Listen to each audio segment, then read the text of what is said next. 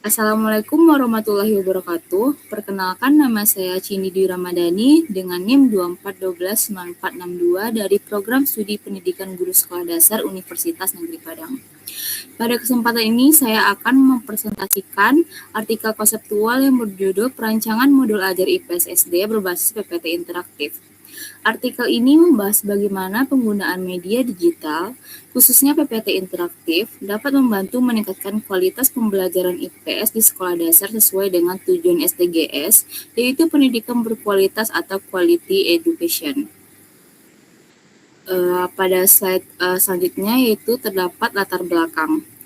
Pada slide ini terdapat beberapa latar belakang penelitian, yaitu pembelajaran IPS yang masih cenderung konvensional, kurangnya keterlibatan aktif siswa, tuntutan kurikulum merdeka terhadap pembelajaran inovatif, serta penggunaan PPT interaktif sebagai media pembelajaran digital. Latar belakang penelitian ini berasal dari kondisi pembelajaran IPS di sekolah dasar yang masih sering dilakukan secara konvensional. Dalam proses pembelajaran, guru masih dominan menggunakan metode ceramah dan buku teks sehingga siswa cenderung pasif dan kurang terlibat secara aktif dalam pembelajaran. Pada pembelajaran IPS memiliki peran penting dalam membentuk pemahaman siswa tentang kehidupan sosial, keberagaman, serta nilai-nilai kewarganegaraan sejak usia dini. Oleh karena itu, pembelajaran IPS seharusnya dirancang lebih menarik, bermakna, dan sesuai dengan perkembangan peserta didik.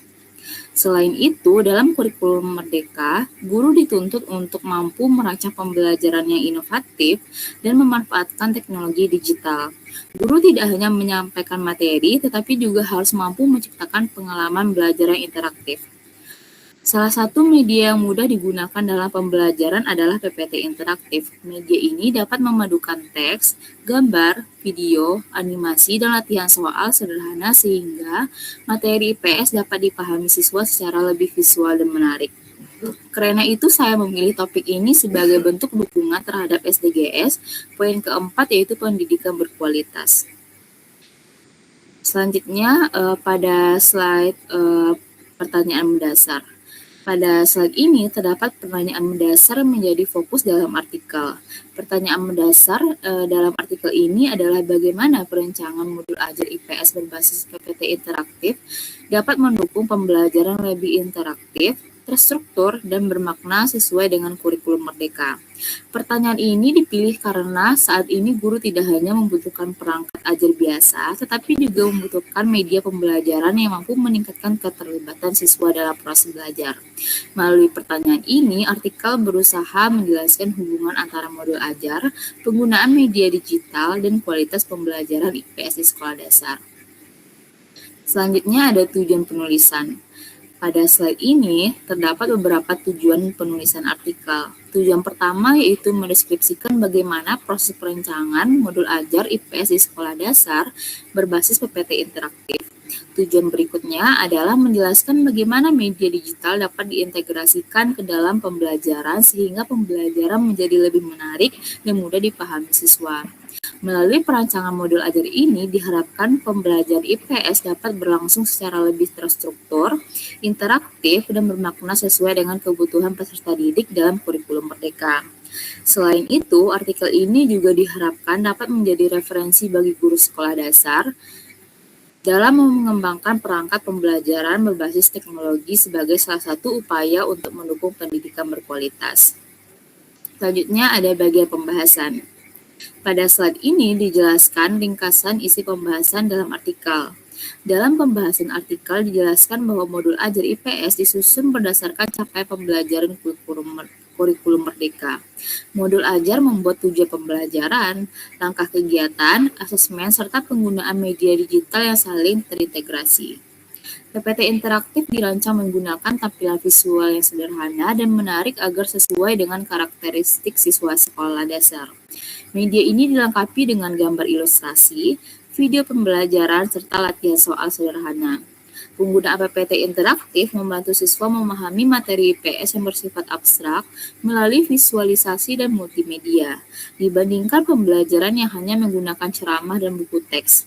Media digital mampu meningkatkan perhatian dan motivasi belajar siswa.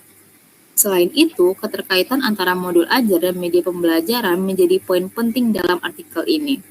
Media digital tidak hanya menjadi pelengkap, tapi benar-benar mendukung tercapainya tujuan pembelajaran. Slide ini dijelaskan keterkaitan artikel dengan SDGs. Pendidikan berkualitas tidak hanya berkaitan dengan akses pendidikan, tetapi juga bagaimana kualitas proses pembelajaran dapat ditingkatkan.